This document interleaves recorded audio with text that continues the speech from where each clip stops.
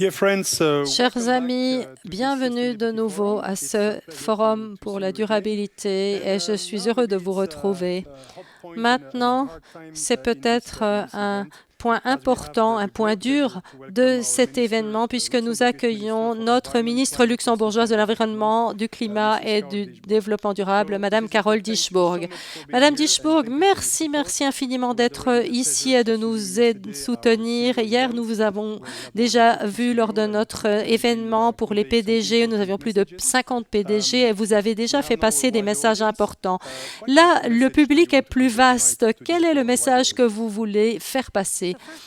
Eh bien, tout d'abord, j'aimerais dire que je suis très heureuse d'être avec vous aujourd'hui et je tiens à féliciter d'abord l'IMS pour cette 10e édition du Luxembourg Sustainability Forum et je vous félicite d'avoir choisi le sujet important de la perte de biodiversité, de l'action en faveur du climat, la neutralité carbone, parce que ce sont des sujets cruciaux. Car je pense que, nous sortons à peine de cette pandémie et tout cela est lié à la perte de biodiversité. Nous avons vu au cours de l'année écoulée à quel point nous étions vulnérables en tant qu'humains et à quel point nos économies sont vulnérables également.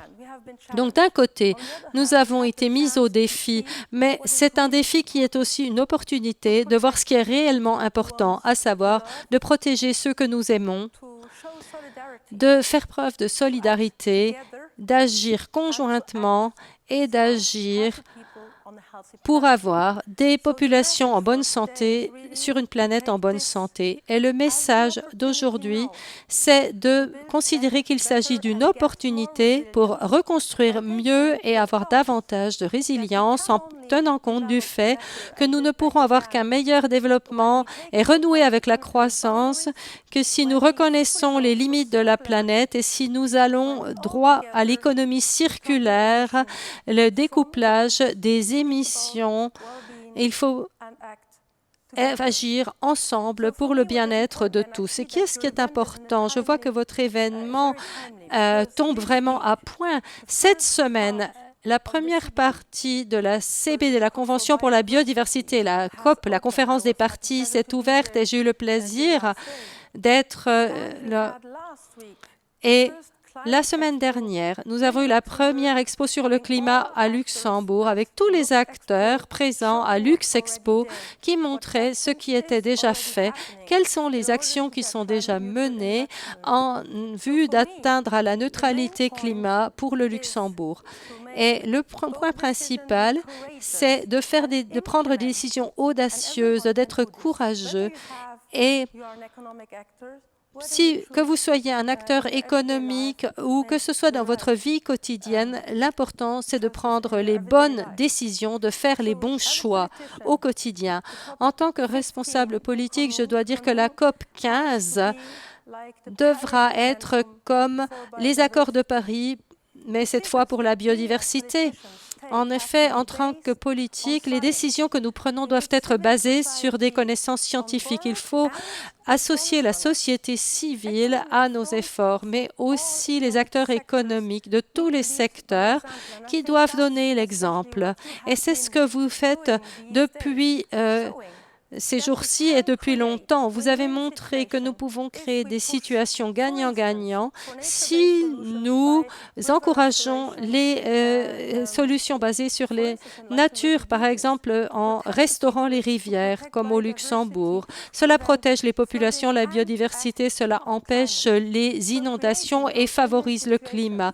Et il faut créer beaucoup de situations gagnant-gagnant cela permettra de créer aussi des emplois verts et durables. Et c'est ce que je trouve le plus important, que nous soyons capables de mener des actions et de construire un monde résilient tous ensemble. Le Luxembourg a déjà entrepris de grandes démarches.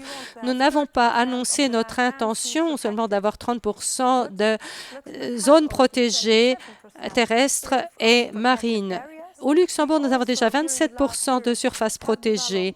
Et puis, au cours des dernières années, nous avons développé un cadre climat. Nous avons une loi sur le climat qui met en place des groupes qui associe la population. Le Premier ministre a annoncé hier que nous n'avions pas seulement une plateforme pour le climat avec des acteurs économiques, la société civile et les scientifiques ou le comité scientifique. Nous aurons une nouvelle plateforme citoyenne.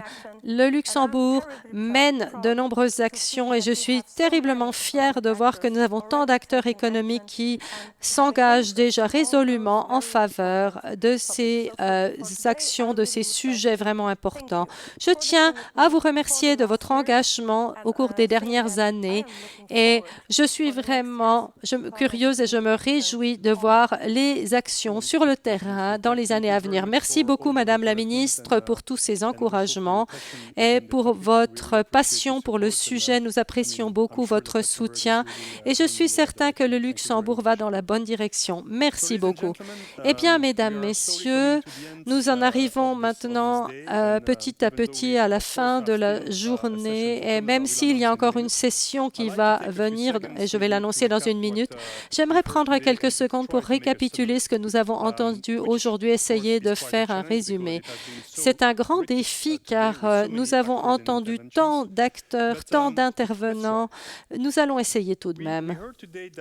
Eh bien, aujourd'hui, nous avons entendu qu'une nature qui fonctionne contribuait à ce que 41 000 milliards de recettes soient générées, car ces recettes dépendent des ressources naturelles qui nous fournissent des services écosystémiques gratuits.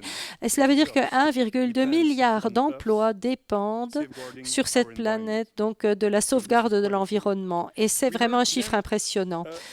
Nous avons entendu toute une série d'informations, un flux d'informations qui nous a expliqué de nombreuses mesures, actions, solutions possibles, les solutions fondées sur la nature, solutions climat. On a entendu parler des villes douces au Costa Rica, mais nous avons appris ce que la ville de Luxembourg faisait ici. Nous avons vu les héros du climat qui sont des citoyens, entrepreneurs, qui font des choses qu'ils estiment bonnes et justes pour la protection de l'environnement. Ce sont en quelque sorte les fers de lance de l'action pour le climat. Et nous avons vu qu'il y avait des impacts positifs sur la planète et qu'il fallait veiller à ne pas prélever trop sur la planète. Il y a des solutions robustes et des systèmes robustes en place qui ont déjà des effets positifs sur la nature. Je ne sais pas ce que vous en pensez, mais moi j'ai été fascinée d'entendre parler du lien entre la biodiversité et la pandémie et les liens entre les pandémies, la déforestation et le manque de biodiversité. Et les trois diagrammes étaient vraiment superposables et complètement alignés. Il y avait un lien bien clair entre eux. Nous avons entendu parler de la transformation du patrimoine naturel. Madame la ministre, vous avez appris que vous restauriez 20 km de la rivière Alzette au Luxembourg. Nous avons entendu parler d'outils de monitoring, de satellites. Nous avons entendu parler de financement et d'exemples de la BEI et aussi de gestion de patrimoine et les matériaux de construction, par exemple, qui peuvent stocker du carbone et qui vont remplacer le ciment. Nous avons entendu parler de la forêt, notre meilleur ami de l'homme, l'arbre que nous oublions, que nous tendons à oublier. Je sais que ce soir, vous allez assister à une réunion spéciale sur les arbres au Luxembourg. Nous avons entendu parler de science, d'économie circulaire, de décarbonation. Eh bien, vous savez, quand je pense par rapport à ce matin, quand nous avons commencé, où j'ai dit que nous avions un système très complexe et que tous ces différents domaines étaient divers et corrélés, eh bien, qu'ils interagissaient. Eh bien, ce que nous avons essayé de faire pendant toute la journée, c'était de vous montrer les liens, mais aussi de vous donner des idées, d'évoquer des solutions concrètes permettant d'agir et de vous montrer que dans certains domaines où c'est très difficile, comme les aciéries, les cimenteries, il y a des solutions. S'il y a des solutions pour les aciéries et les cimenteries, il doit y en avoir pour le textile ou pratiquement tous les secteurs de l'industrie et certainement aussi pour l'agriculture. Donc, qu'est-ce qui nous manque encore? Eh bien, je dirais que rien ne manque. Il y a de l'argent. On a la science, il y a des preuves, Qu'est-ce qui nous manque? Eh bien, peut-être une chose, la volonté, les bonnes volontés, la passion, l'action, la motivation, la vision. Est-ce que vous avez une vision? Est-ce que nous voulons encore être sur la Terre dans quelques décennies? Parce que, comme je vous l'ai dit ce matin, en 2030, ça ne sera pas un seuil qui sera là juste comme ça pour le fun. C'est un véritable mur et nous ne savons pas ce qui se cache derrière. 1,5 degré, ce n'est pas un objectif qui a été fixé comme ça au hasard. C'est le degré au-delà duquel nous ne savons pas ce qui va se passer. Et nous savons que nous allons de plus en plus vite. Mais est-ce que nous sommes assez rapides? Il y a une annonce par l'Agence internationale de l'énergie qui a dit qu'il fallait tripler ou quadrupler les investissements pour la production d'énergie durable. Pourquoi nous ne le faisons pas? N'y a-t-il pas assez d'argent? Mais si, il y a assez d'argent. Pourquoi est-ce que nous investissons cet argent dans d'autres choses? Là est la question. Et la chose la plus importante, eh bien, c'est ce que nous avons sous nos pieds et ce que nous respirons. Si nous n'avons pas la terre, si nous ne pouvons pas respirer l'air, si nous ne pouvons pas manger demain de la nourriture correcte, si nous n'avons plus d'eau potable à boire, eh bien, tout le reste, je peux vous le dire, ce sera simplement un doux rêve, des souvenirs. Aujourd'hui, nous apprécions une vie qui est merveilleuse, du moins dans la partie occidentale de la Terre. Mais maintenant, c'est à nous de choisir, conserver un certain niveau de vie pour l'avenir, déjà pour nous, parce que parfois nous tendons à penser que cela ne concerne que la génération qui nous suivra. Eh bien non, c'est fini, mesdames, messieurs. C'est notre génération qui va être impactée. Nous allons vivre cela, nous allons voir cela. Vous voyez déjà tout ce qui se passe, tout ce qui est passé cet été et aussi l'hiver. Vous voyez la fonte des glaces, vous voyez les incendies, les inondations, et ce n'est qu'un début.